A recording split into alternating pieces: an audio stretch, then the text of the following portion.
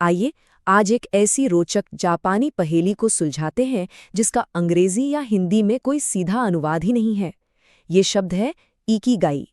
ये चर्चा केवल एक एब्स्ट्रैक्ट फिलॉसफी या विचार के बारे में नहीं है, बल्कि लंबी और स्वस्थ उम्र के पीछे छुपे ठोस विज्ञान के बारे में है। जिंदगी में एक लक्ष्य या दिशा होने का एक इंसान के शरीर पर और उसकी उम्र पर क्या असर पड़ता है, आज इस विश्लेषण में हम इस बात की गहराई में उतरेंगे। इस विश्लेषण में हम इन 5 अहम पड़ावों से गुजरेंगे। इकिगाई का मूल कॉन्सेप्ट, इसका वैज्ञानिक आधार, इससे जुड़ी आम गलतफहमियां, 4 वृत्त वाला ढांचा और आखिर में खोए हुए उद्देश्य को वापस पाने का तरीका। पहला भाग, इकिगाई का कॉन्सेप्ट। चलिए सबसे पहले इस विषय की बुनियाद को समझते हैं। सबसे महत्वपूर्ण बात यह है कि भले ही इसके लिए कोई एक सटीक शब्द ना हो, इसका मोटा-मोटी अनुवाद है सुबह बिस्तर से उठने की वजह। ये कोई आम और किताबी विचार नहीं है, ये असल में जिंदगी को आगे बढ़ाने वाली एक ऐसी ड्राइविंग फोर्स है जो हर नए दिन को दिशा देती है, एक ऐसी स्पार्क जो हर सुबह जिंदगी जीने का नया बहाना देती है। अगर ये ना हो तो दिन बस एक आदत बनकर रह जाता है, एक रूटीन जिसमें कोई जान नहीं होती। और इस परिभाषा को सच्ची हकीकत से जोड़ता है ओकिनावा के एक बुजुर्ग का ये अनुभव। जब वो कहते हैं मेरा इकिगाई है, तो वो इस कॉन्सेप्ट में एक खूबसूरत, बिल्कुल मानवीय तत्व जोड़ देते हैं। ओकिनावा, जो दुनिया के उन हिस्सों में से एक है जहां लोग सबसे लंबी उम्र जीते हैं, वहां के लोगों के लिए ये कॉन्सेप्ट कोई ज्ञान नहीं, बल्कि उनका रोजमर्रा का सच है। ये छोटी सी बात इस बात का पुख्ता सबूत है कि जिंदगी का एक स्पष्ट मकसद होना कितना जरूरी है। दूसरा भाग, उद्देश्य का विज्ञान। चलिए अब देखते हैं कि ये दार्शनिक विचार आगे बढ़कर एक वैज्ञानिक रूप से प्रमाणित स्वास्थ्य जरूरत कैसे बन जाता है।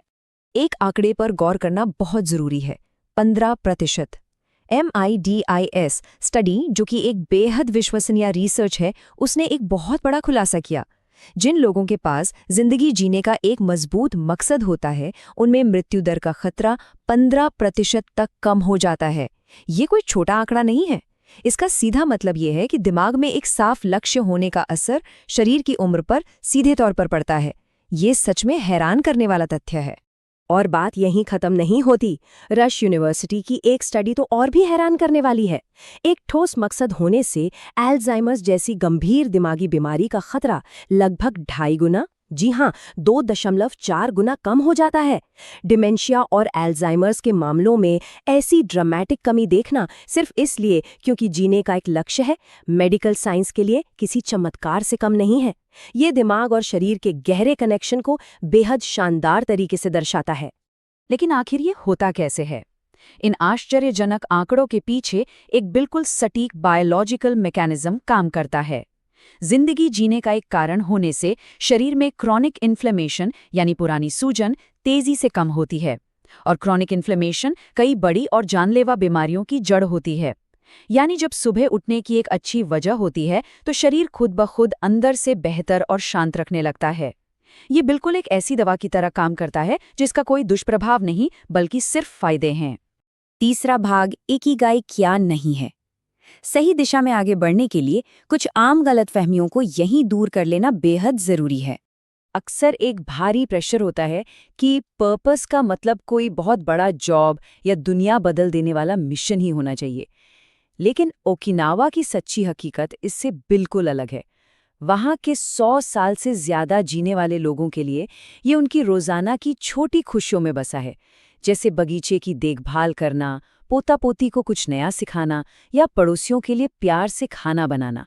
ये कोई थका देने वाला करियर नहीं है।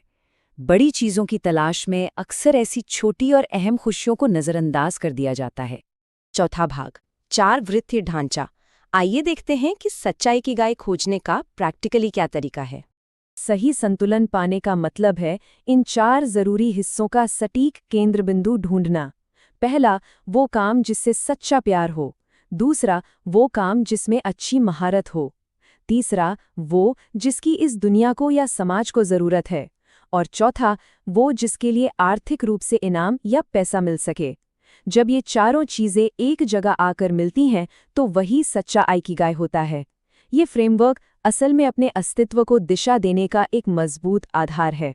5वां भाग, खोए हुए उद्देश्य की वापसी। जिंदगी हमेशा एक जैसी नहीं रहती और इसीलिए ये विचार सबसे अहम हो जाता है।